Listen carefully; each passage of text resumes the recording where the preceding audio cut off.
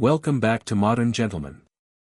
If you've ever been unsure which fork to use, weren't quite sure what to do with your napkin, or froze when it came time to serve a dish, this video is for you. Today we're going to talk about table manners, a topic that seems simple at first glance, but that makes a huge difference in both your personal and professional life. This is the first part of a series on etiquette, so be sure to check out the other videos in our playlist.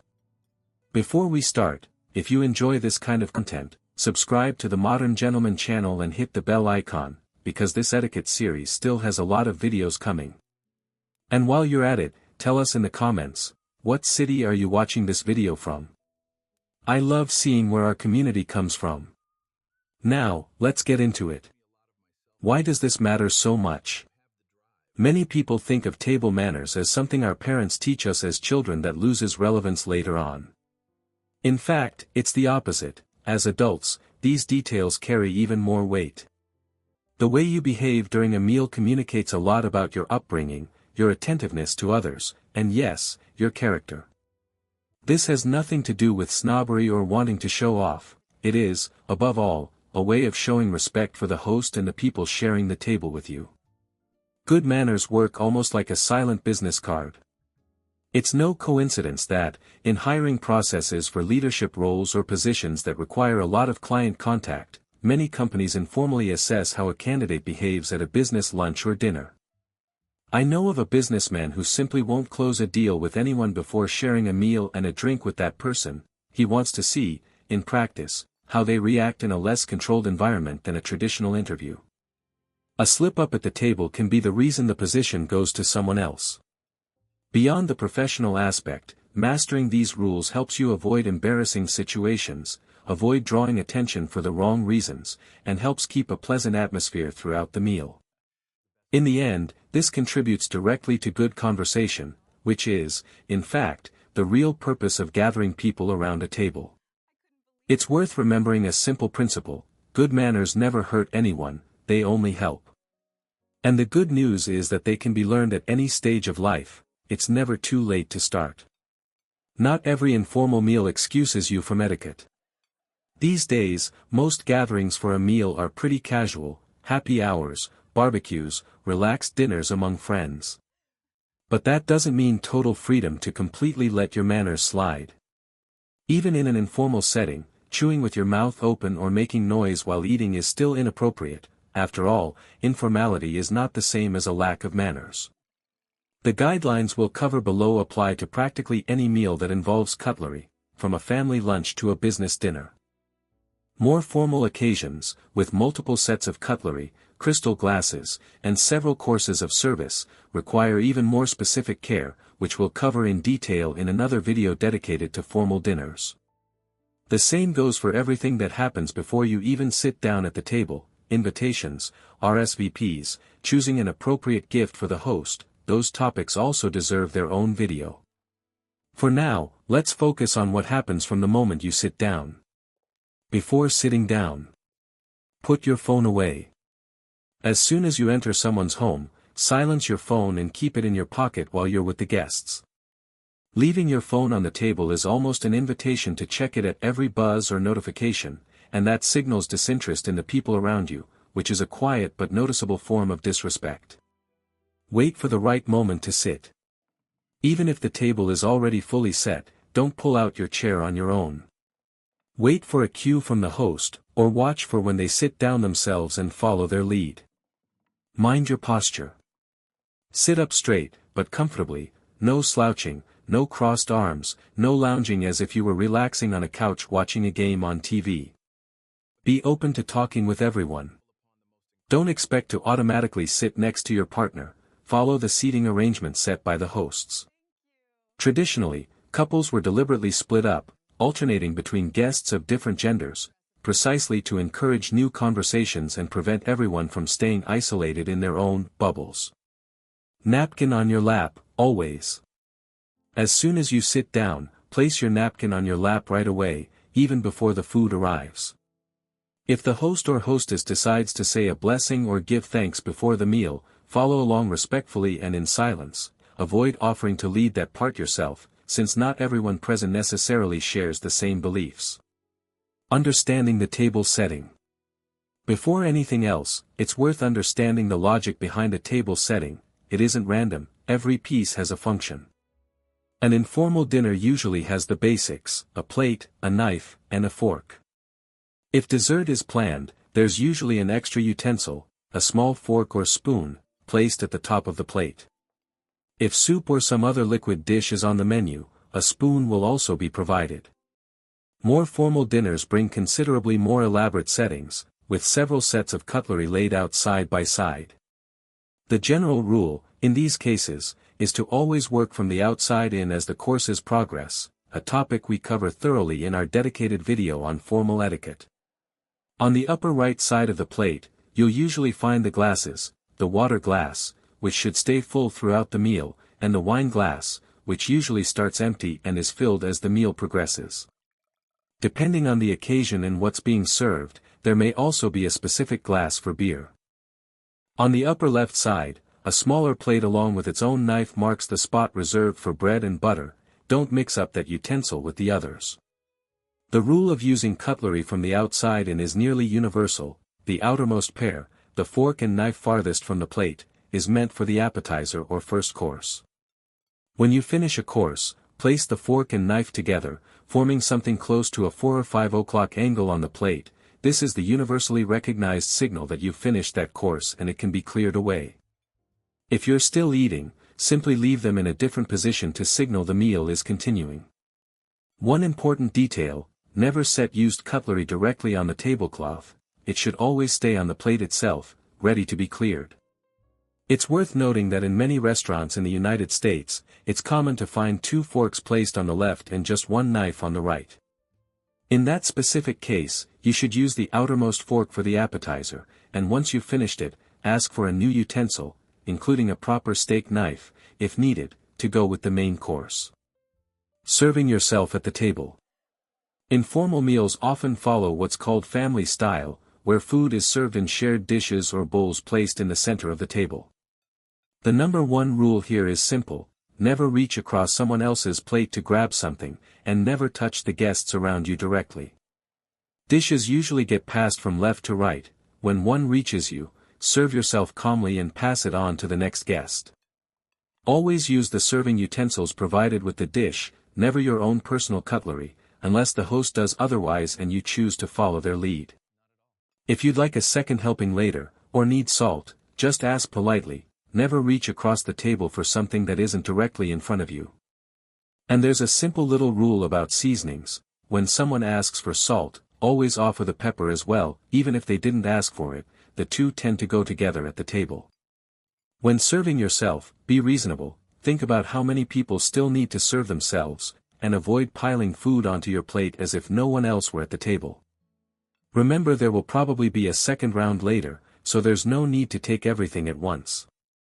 Keep an open mind about what's being served. Even if a dish doesn't look appealing at first, it's worth taking a small portion and trying it, since the host likely put genuine time and effort into preparing that recipe.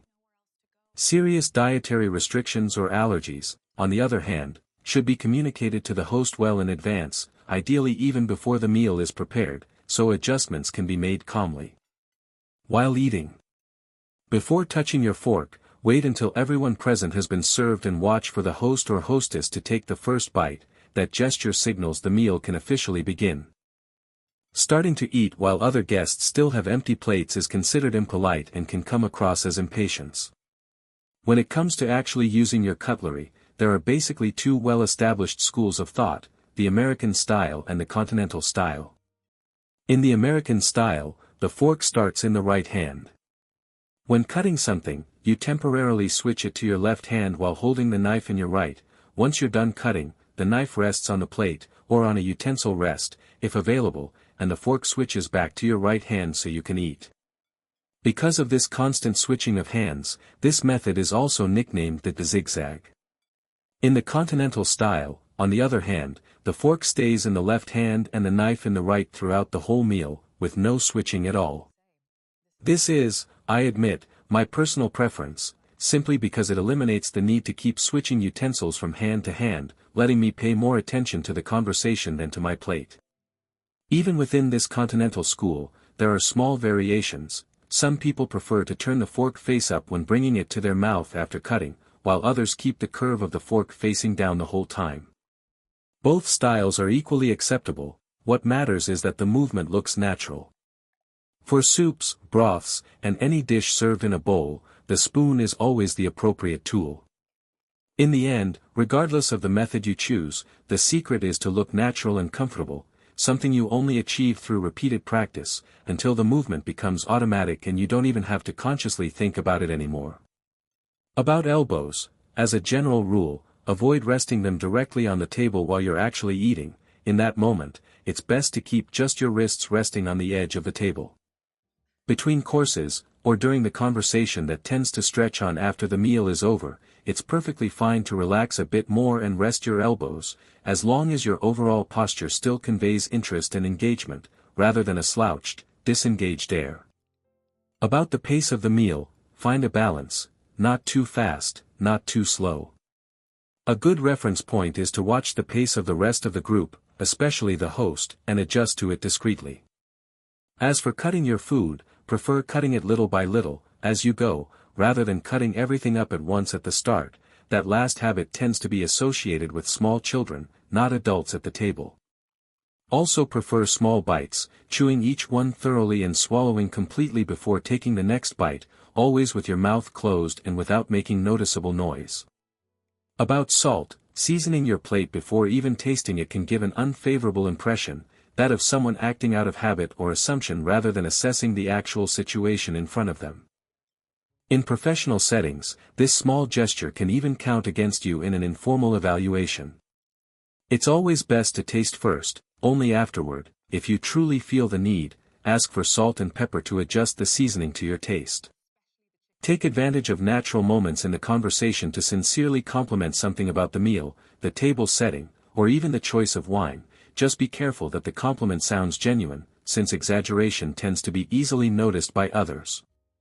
If you're asked a question while you're still chewing, wait until you've completely finished before answering. Likewise, avoid asking direct questions to someone you notice has a full mouth, so as not to put them in the awkward position of having to chew hastily or create an odd pause in the conversation. Bread and butter, these usually get passed around the table the same way as any other dish, always from left to right. When you receive the basket or bowl, take a piece, place it on your own plate, and pass it along. The custom of buttering bread can vary quite a bit depending on local culture. In the United States, for example, it's quite common to butter the whole piece of bread before biting into it directly. In countries like Germany, on the other hand, the more traditional habit is to break off small pieces of bread by hand and butter each piece individually, bit by bit, as you eat. It's worth paying attention to these local customs, especially when you're traveling or at a dinner with guests from another culture. If, by chance, food gets stuck in your mouth or between your teeth, use your napkin discreetly to deal with it, or, if necessary, excuse yourself and go to the restroom to sort it out calmly. Never try to remove food from your teeth using your hands directly at the table, and don't make faces or exaggerated gestures in front of the other guests. If you need to step away. If you need to get up from the table for any reason, an urgent call, a trip to the restroom, or any other specific need, simply say something polite like, "Excuse me, I'll be right back," without going into detail about the actual reason for your absence. When you get up, fold your napkin neatly and leave it beside your plate or on your chair, push your chair back into place, and try to keep your absence brief, ideally no more than a few minutes, since being away too long can be seen as inconsiderate toward the other guests. Behaviors to avoid completely. There are some behaviors that, regardless of context, should be avoided at the table. Using your own fingers to push food toward your fork, use your knife for that purpose, since that's exactly what it's for. Licking your fingers, your fork, or even your plate after finishing eating, no matter how tasty the meal was. Using your fork as if it were a knife, trying to cut food just by pressing it against the plate. Deliberately mashing or flattening food on your plate just to make it cool down faster, a habit that might be practical, but comes across as unrefined to the other guests. What about drinks? As a general rule, avoid taking your first sip before the host makes a toast or starts drinking first. Toasts are usually made with wine, champagne, or occasionally beer, rarely with water or soda. If the table has stemmed glasses, always hold them by the stem, not by the bowl of the glass. Drink at your own pace, without letting yourself be influenced by how much the other guests are drinking, and feel completely free to decline more of a drink when you feel you've had enough, even if your glass is still full or half full. Keeping things moderate keeps you from being remembered for the night for the wrong reasons. It's also not very common to directly ask for more wine or beer. The expectation is that a good host will notice when your glass is empty and offer more, if there's still some available. Conversation and social presence. At the end of the day, the main goal behind any shared meal is to foster good conversation, which is why your body language and the way you express yourself end up being just as important as your table manners themselves. It all starts with your tone of voice. Keep the volume moderate, avoiding speaking too loudly to the point of bothering people nearby. Let others finish speaking completely before responding, ask genuine questions that show real interest in the other person, and practice active listening throughout the meal.